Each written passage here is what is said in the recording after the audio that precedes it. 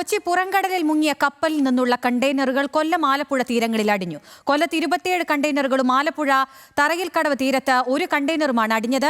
ആലപ്പുഴയിൽ ശക്തമായ കാറ്റിൽ തീരത്തെ പാറക്കെട്ടുകളിൽ വന്നടിച്ച കണ്ടെയ്നറിൽ പൂർണ്ണമായും തകർന്നു. കൊല്ലത്ത് കൂടുതൽ കണ്ടെയ്നറുകൾ കരയ്ക്കടിയാൻ സാധ്യതയുള്ളതിനാൽ അതീവ ജാഗ്രതയിൽ തെക്കൻ തീരദേശം. ജാഗ്രത പാലിക്കണമെന്ന ആവർത്തിച്ച് മുന്നറിയിപ്പ് നൽകുകയാണ് ദുരന്ത നിവാരണ വകുപ്പ്. കൊല്ലം ചെറിയഴീക്കൽ തീരമേഖലയിലും ശക്തികുളങ്ങര, ചവറ, തിരുമുല്ലാവാരം, തങ്കശ്ശേരി ഉൾപ്പെടെയുള്ള മേഖലകളിലായി 27 കണ്ടെയ്നറുകളാണ് തീരത്തടിഞ്ഞത്.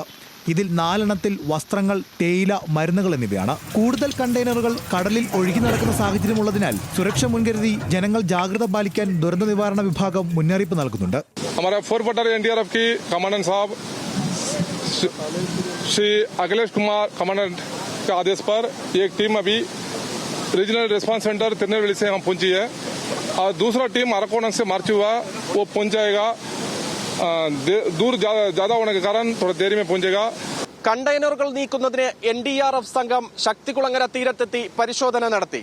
തിരമാല ശക്തമായതിനാൽ കണ്ടെയ്നർ നീക്കത്തിനുള്ള സാഹചര്യം പ്രതികൂലമാണ്. കണ്ടെയ്നറുകൾ കടൽ മാർഗം കൊല്ലം ഹാർബറിലെത്തിച്ച് മാറ്റുന്നതിനാണ് ശ്രമം. ഇന്ന് രാവിലെ 6 മണിയോടെയാണ് ആലപ്പുഴ ആറാട്ടുപുഴ പഞ്ചായത്തിലെ തറയിൽക്കടവ് തീരത്ത് കണ്ടെയ്നർ കണ്ടത്. ശക്തമായ കാറ്റിൽ തീരത്തെ പാറക്കെട്ടുകളിൽ വന്നിടിച്ച കണ്ടെയ്നർ പൂർണ്ണമായും തകർന്നു. തീരത്തടിഞ്ഞ കണ്ടെയ്നർ പരിശോധിക്കാൻ വൈകിയത് നാട്ടുകാരിൽ പ്രതിഷേധമുണ്ടാക്കി. സ്ഥലത്തെത്തിയ മന്ത്രി P. പ്രസാദിനോടും പ്രദേശവാസികൾ ഇക്കാര്യം ചൂണ്ടിക്കാട്ടി. 2 മണിയോടുകൂടി കൊച്ചിയിൽ നിന്നെത്തിയ കസ്റ്റംസ് ഉദ്യോഗസ്ഥർ ബോക്സുകളിൽ കോട്ടനാണെന്ന് സ്ഥിരീകരിച്ചു.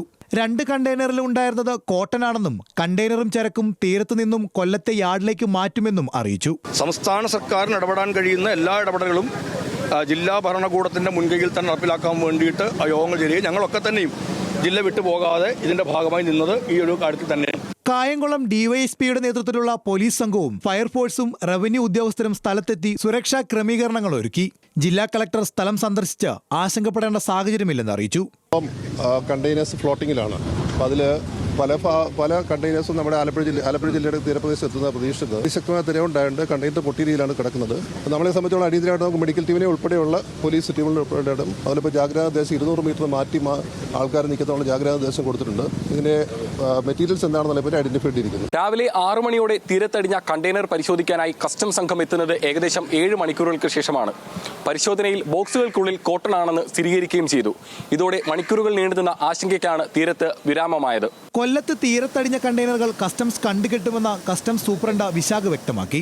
ഇനിയിപ്പം ഇതെല്ലാം നമുക്ക് കസ്റ്റംസ് ആക്ട് പ്രകാരം സീസ് ചെയ്തിട്ട് നമ്മൾ ഫർദർ ഡയറക്ഷൻസ് ഏതാണോ ഏജൻസി ഇതിനെ ടേക്ക് ഓവർ ചെയ്യുന്ന അവർക്ക് കൊടുക്കും. കണ്ടെയ്നറിൽ നിന്നുള്ള രാസവസ്തുക്കൾ കടലിൽ കലർന്നാൽ മീനുകളുടെ പ്രജനനകാലത്തെ ബാധിക്കുമെന്നും ഇത് സംബന്ധിച്ച് കടൽ ജലം ശേഖരിച്ച് പഠനം തുടങ്ങിയതായും കേരള സർവകലാശാല അക്വാട്ടിക് വിഭാഗം മേധാവി ഡോക്ടർ റാഫി. നിലവിലെ അവസ്ഥ ഇപ്പം അപകടകര അല്ലെന്ന് എനിക്ക് പറയാൻ പറ്റും. കാരണം അവിടെ കടലിൽ മറ്റ് സ്മെല്ലുകളോ പാടകളോ അടിഞ്ഞിട്ടില്ല. പക്ഷേ അത് നമ്മൾ വാട്ടർ സാമ്പിൾ എല്ലാ സൈറ്റിൽ നിന്നും എടുത്തിട്ടുണ്ട്. എവിടെയൊക്കെ കണ്ടെയ്നർ വന്നിട്ടുണ്ടോ അവിടെ നിന്നെല്ലാം നമ്മൾ വാട്ടർ സാമ്പിൾ എടുത്തിട്ടുണ്ട്. ഇത് ഞങ്ങളുടെ ലാബിൽ കൊണ്ടുപോയി ശാസ്ത്രീയമായി പരിശോധിച്ച് എന്താണ് കെമിക്കൽ അല്ലെ എന്താണ് സബ്സ്റ്റൻസ്, അത് ടോക്സിക് ആണോ ഹസാഡസ് ആണോ എന്ന് നമ്മൾ ശാസ്ത്രീയ പരിശോധനയിൽ കൂടിയേ നമുക്ക് മനസ്സിലാക്കാൻ സാധിക്കുകയുള്ളൂ.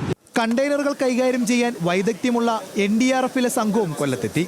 കലക്ടറുമായി കൂടിയാലോചിച്ച ശേഷമായിരിക്കും കണ്ടെയ്നറുകൾ നീക്കം ചെയ്യുക.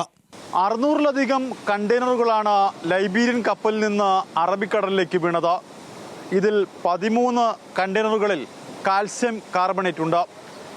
കാൽസ്യം കാർബണേറ്റ് വെള്ളവുമായി ചേർന്നാൽ സ്ഫോടനം വരെ ഉണ്ടാകുമെന്നാണ് വിദഗ്ധർ പറയുന്നത്. തെക്കൻ തീരം ജാഗ്രതയോടെ തുടരുക. ദേവൻ MP-ക്കും ചന്തു ചന്ദ്രശേഖരനും ക്യാമറ പേഴ്സൺ വിജീഷിനൊപ്പം ഷമീർ, ന്യൂസ് മലയാളം, കൊല്ലം.